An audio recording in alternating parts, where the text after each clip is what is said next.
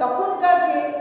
ছিল দায়িত্বপ্রাপ্ত যারা দূতাবাসী ছিলেন তারা এটাকে আরও এগ্রিভেট করেছেন, কারণ তারা এই ইউএন কর্মকর্তাদেরকে জানিয়েছেন এরা সন্ত্রাসী, এরা স্বাধীনতা বিরোধী, এদেরকে অ্যারেস্ট করে ওনাদের কোনো আপত্তি নেই, এবং যার কারণে কোনো প্রকার আইনগত সহায়তা দেয়নি। এবং আমরা চিঠি পেয়েছি যে পররাষ্ট্র মন্ত্রণালয়, তৎকালীন পররাষ্ট্র মন্ত্রণালয় থেকে প্রতিটি